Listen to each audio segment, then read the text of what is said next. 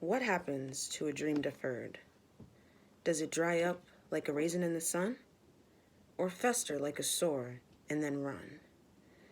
Does it stink like rotten meat? Or crust and sugar over like a syrupy sweet? Maybe it just sags like a heavy load. Or does it explode? Harlem by Langston Hughes. I can tell you what happens to a dream deferred, or a dream not followed because you thought you dreamt too big. Let me tell you, there's no such thing. No such thing as dreaming too big. And when it's all said and done, I'd rather dream big than to not have dreamt at all. Dreams give us hope. They give us guidance. They give us motivation, the desire to go above and beyond. I read somewhere to imagine your highest self. Now start showing up as her. I can't begin to tell you how many times the lack of discipline and diligence has set me back. I could tell you story after story of bad decisions or temporary feelings that led to actions that caused permanent results. But one in particular that truly put things into perspective for me. The wake-up call that I needed, that I had been waiting for, from living with the Superman mindset. The person I can most relate my younger self to is DMX in the movie Belly, if any of you have watched. He's so, I do this, I do that, I do what I want, I do when I want, I'm on top of the world, and nobody can tell me anything else. The feeling of invincibility. It had always been a childhood dream of mine to be a doctor. More specifically, a doctor in the military. February 20th, 2014, I walked into the Army recruitment office in Roosevelt Mall off Cottman Ave. Young, bright-eyed and bushy-tailed, looking for something new to start my journey, it was the first step of following my dream. I took the ASVAB, went to MEPS, chose my MOS, and got ready to ship out on March 14th, just a few weeks later. Basic training, to say the least, was everything I could have imagined. And I mean, some of what they talk about on TV too. The camaraderie, lifelong friendships, the structure, the discipline.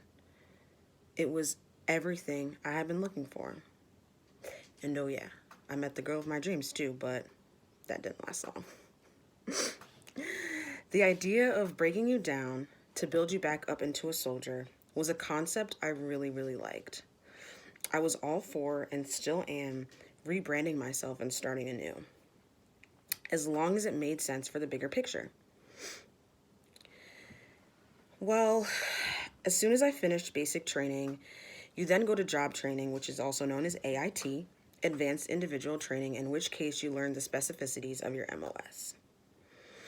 I graduated from there and started at my reserve unit, which was in Horsham, PA. Of course, being a reservist, it only meant that we congregated together only once a month. So it was a set weekend, typically the third weekend of each month, that we always got together. Naturally, I'm young, 20 years old, still living my best life. Just continuing to do the same things and really forgetting my military bearing because it wasn't something that I was practicing regularly. Going from 6 to 7 months of constant structure and discipline, you must do this, you must do that, this way and only this way, to having almost limited to no structure at all, was definitely a big change for me. It had been 2.5 years at my unit, and as a reserve unit, we always do random drug testing. We were at first formation, and our commander was reading off a list of names. My name was called. Initially, I wasn't sure what it was for, and I came to find out a few minutes later that it was for a urinalysis. Immediately, my heart sank to my stomach. I looked over at my best friend who was also in the military with me. He looked at me and said, "Are you okay?" And I was like, I just gave him the look that this is it. I did not pass a urinalysis as I had still been consuming marijuana at the time. During our regular 2-week annual training that happened to be in Fort Dix, I was put on the commander duty.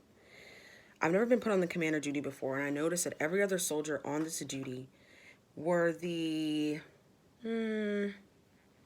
misbehaved soldiers, for lack of a better word.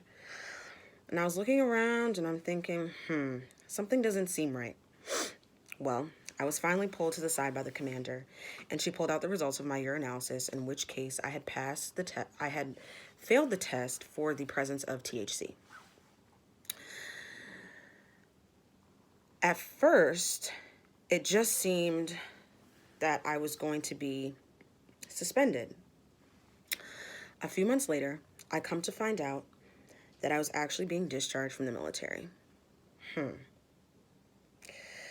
Something that I had worked so hard for, that I was so proud of, was quickly coming to an end. When it was all said and done, I ended up being discharged, a general discharge, but discharged nonetheless, and I still owed back all the money the military had ever given me. I say this to say, I'm now back in school, on the right track, and even though I'm not in the military, we must always keep persevering in the face of adversity. That's one thing I can say my ancestors taught me. And so I ask you again, what happens to a dream deferred? You pick it up right where you left off and don't stop until you get there.